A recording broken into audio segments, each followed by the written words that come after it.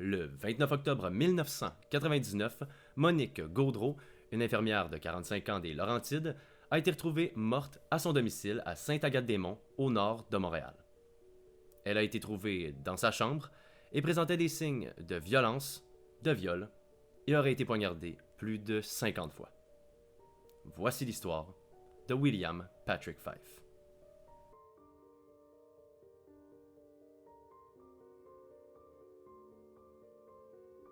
Yo les buddies, j'espère que vous allez bien. Bienvenue dans cette nouvelle vidéo. Aujourd'hui les gars, je suis excité comme ça se peut pas. J'ai l'honneur de vous annoncer que les vidéos horreur reviennent sur la chaîne. Pour ceux qui me connaissent depuis le début, la chaîne a débuté avec des vidéos straight d'horreur ou paranormal, toutes les vidéos dans ce style-là, et j'adorais faire des recherches sur ces sujets-là. Je vous mentirais pas que j'ai arrêté pendant un petit bout parce que je voulais me consacrer sur autre chose, et malheureusement, la chaîne a été délaissée. Donc, je me suis dit, en cette journée de l'Halloween, pourquoi pas recommencer à faire des vidéos horreurs comme vous les aimez. Et pour un retour des vidéos horreurs, ça sera pas n'importe quel sujet. Aujourd'hui, mesdames et messieurs, on va parler du plus grand tueur en série de toute l'histoire du Québec. Le Killer Handyman. Je sais que vous entendez tout le temps ça, mais si vous aimez les vidéos de la chaîne et si vous aimez les vidéos horreurs, je vous invite à vous abonner à la chaîne si ce n'est pas toujours fait et bien évidemment à laisser un like sur la vidéo si elle vous plaît. Bon, maintenant c'est assez, installez-vous confortablement et préparez-vous à avoir peur. On se lance dans l'histoire de William Patrick Fife. William Fife, connu sous le nom de Killer Handyman, est né le 27 février 1955 à Toronto. Comme je vous ai dit, ce monstre est l'un des tueurs en série les plus importants de toute l'histoire du Québec. Et comme on est dans l'ère des séries de tueurs en série, je me suis dit c'est quand même assez important d'en parler. Dès sa naissance à Toronto, le jeune William est élevé par sa tante. Et 3 ans plus tard, en 1958, ils quittent tous les deux Toronto pour aller s'installer sur l'île de Montréal. Par la suite, il grandit dans les rues de l'île comme un garçon bien normal. Avec son tempérament un peu casse-cou, il se fait des amis quand même assez rapidement et vit comme un enfant ordinaire. Ensuite, il fréquente l'école secondaire de Montréal où il est connu pour uriner dans l'autobus. À chacun ses hobbies. Comme vous vous en doutez, son premier contact avec la loi se fait quand même assez tôt, en 1975, alors qu'il n'avait que 20 ans. Il aurait été accusé et condamné à 6 mois de prison pour un vol de plus de 200 $ à Montréal. Et c'est à partir de cet instant-là que tout va basculer. Durant pratiquement 20 ans de massacre, Fife a passé un peu sous les radars de la police, faute de preuves et de témoins. Finalement, après des années de recherche, 2 victimes ont permis aux policiers de débusquer ce tueur en série.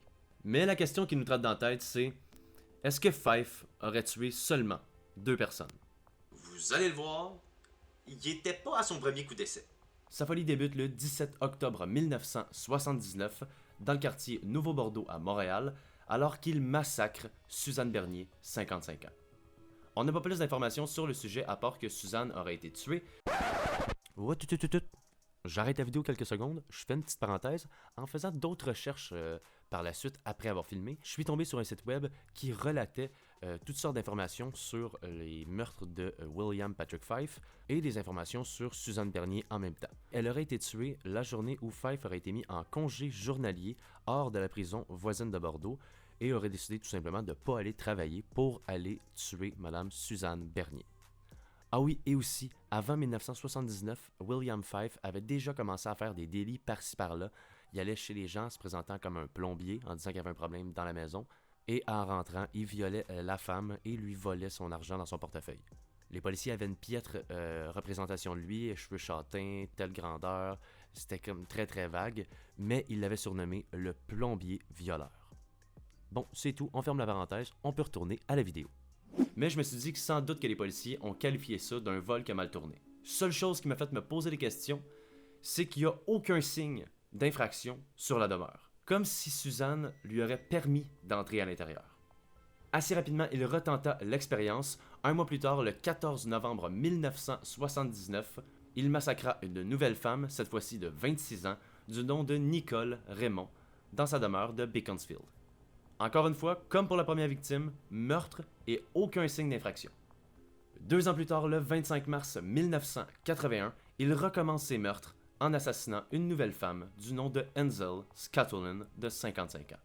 Mais cette fois-ci, il veut upgrade ses meurtres.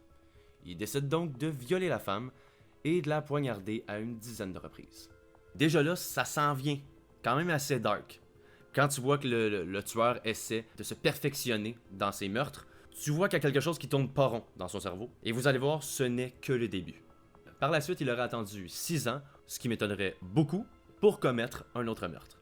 C'est donc le 24 septembre 1987 qu'il massacra une nouvelle femme du nom de Louise Blanc Poupard de 17 coups de lame. Comme vous le voyez, il augmente l'intensité de ses massacres à chaque essai. Voilà pourquoi je vous dis que ce n'est que le début. 2 ans plus tard, le 6 juin 1989, il attrape une nouvelle victime entre ses griffes et massacre Madame Pauline Laplante dans sa demeure à Piémont de 37 coups de couteau. Vous voyez là, il upgrade. Mais à ce moment, les policiers ont toutes sortes de suspects en vue. Et Fife est très loin dans les suspicions. C'est donc le 14 octobre à Senneville, le 28 octobre à Sainte-Agathe-des-Monts, le 19 novembre à Laval et le 15 décembre 1999 à Bédurfé que Anna Yarnold, Monique Gaudreau, Teresa Lizac et Elisabeth Glenn, tous âgés entre la 40 et cinquantaine, sont violés et poignardés à plusieurs reprises dans leur demeure. À ce moment-là, si on analyse bien toutes les victimes de William Patrick Fife, tous ont un point commun. Ils sont tous des femmes vivant seules et à l'aise financièrement. Voilà pourquoi, grâce à ce point commun, les policiers ont enfin pu trouver son modus operandi, son mode opératoire. Le tueur viole et torture ses victimes pour obtenir leur code PIN, leur code de leur carte de crédit, et ensuite vole l'entièreté de l'argent de leur compte. Ils ont compris aussi que probablement qu'il utilise un subterfuge pour rentrer dans les demeures, en se faisant passer pour un homme à tout faire, pour un électricien, bref, une personne lambda qui vient seulement travailler, donc grâce à ça, pas d'infraction. Par la suite, les policiers continuent l'enquête en analysant plus profondément les indices trouvés sur chacune des scènes de crime. Et ils trouvent finalement une empreinte ensanglantée d'un homme. Un homme se nommant William Patrick Fife. Après son dernier meurtre, William sait très bien qu'il a commis des erreurs. Et sait très bien aussi que c'est qu'une question de temps avant que la police le retrouve. Il décide donc de quitter et d'aller habiter à la demeure de sa mère à Toronto. Drôle de choix. Et évidemment, ce fut de courte durée, parce que le 22 décembre 1999, il est retrouvé et arrêté pour le meurtre d'Elizabeth Glenn. Finalement, grâce à des tests ADN et au fils de Mme Ansel Scatolin, la justice a pu condamner William Patrick Fife à perpétuité en le reliant à 8 autres meurtres. Encore aujourd'hui, certains sont persuadés que beaucoup de meurtres dans les mêmes années ont été commis par Fife. Mais malheureusement, on ne saura jamais la vérité. Et bien voilà, c'est ce qui conclut la vidéo sur William Patrick Fife. J'ai adoré faire mes recherches sur cette espèce de monstre-là. Comme vous le savez, je suis un fan fini de l'horreur, et si vous l'êtes aussi, je vous invite à liker et à vous abonner si ce n'est pas toujours fait. Bon, maintenant, je vous laisse dans le noir de votre chambre à vous demander si William Patrick Fife est pas en train de vous regarder à travers la fenêtre. Et n'oubliez pas, Gibbsy, ce n'est qu'un début.